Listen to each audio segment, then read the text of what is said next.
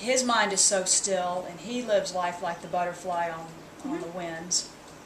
And I was always the type A, the planner, and remembering that and knowing what's going to happen. Yeah. I would ask him a question, and sometimes it takes him 3 days to answer it. And that was okay up until the past few months. You know, again on this same topic, I'd ask him a question, and if he doesn't answer me within 5 minutes, he'll come back in half an hour and give me the answer. I have no clue. It's gone. I have. What are you talking about? And then I've explained to Tim. I said, when you ask me a question, when I ask you a question, when you answer, you need to repeat the question and try to remind me. And sometimes I'll remember it, or otherwise it's gone. Yeah. It's just. Yeah. It's like I feel I'm forced. I can function in a 15-minute time frame at most. You know, in our lifestyle, we don't live by clock. We don't live by it. It's sun up, sundown, and tides, and you know, in our environment, which is nice. Yeah. I could never be a city person. I'd never function. But I feel like. But things do get better. But you know that one. If somebody, you know, if I ask a question, somebody doesn't reply for a long time, same thing. It may never come back. You know, it's just in that moment, and what is there, and when it's gone, it's gone. That's it. I mean, you know, when I was going through that transition phase, you'd be in the middle of a sentence and forget. You know, if you stop in the middle of the sentence, you forget what you were going to ask. I mean, I've had that all my life, though.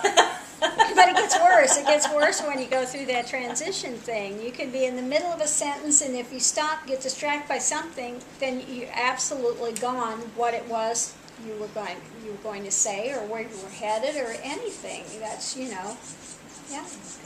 I'm relieved. So just relax. Okay. You know, you're not going into Alzheimer's or anything. It's, you know, that's one of the primary ones we come up with. Oh my God, I'm losing it. I'm getting early Alzheimer's or something. Sure. But no, it's just part of the transitional stage. But things do come back, and you become very sharp. You don't miss anything. I have that, but I'd say I find it funny.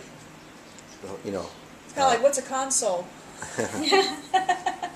No, I just find it funny because we're told that you're told in advance about all this stuff, so it's funny when it happens. So I can't relate to the people feeling scared about it, but anyway. Yes, those who've come to this journey and you've awakened it, they realize the godsend and the blessing they have, as opposed to those of us that it jumped on board, and one day it said, "You're not in control anymore," and you say, "Who said that?" Yeah. You know, for me, I thought it was the hormone fairy that moved in menopause, and it was the hormone fairy from hell, because it did. Everything stopped, and the little me was no longer in control, whether I had a choice or not. But I knew deep down, as much as I loved flying, I was at the peak of my career. It was time to get out of that cockpit. It was time to, and then 2 years of just down, deeper and deeper, and then to the point of a psychotic break, and then coming back to you, finding you, and you saying, "Oh yeah, well, that's all normal." Then it was okay. If this is normal, then I can accept this. I'm not going crazy. I don't need to go to a psych ward. And that's the biggest blessing for people who. Yeah, I think going through this, knowing that it's a big help to find out that this it takes that fear off your shoulders. It can take that fear off the plate. Yeah, this is odd for anybody in the midst of society. They're not going to understand it. You know, they think you're full blown crazy, but no, this is normal for this type of a journey, and so many of us don't pick this journey. You know, you don't. It just is thrown in the midst of our lap, and there we are, and then we have the opportunity to take the journey or just wig out. You know, it's kind of a little bit of both.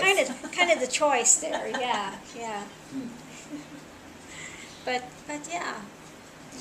That's the devil or the deep blue sea. Huh? That's it.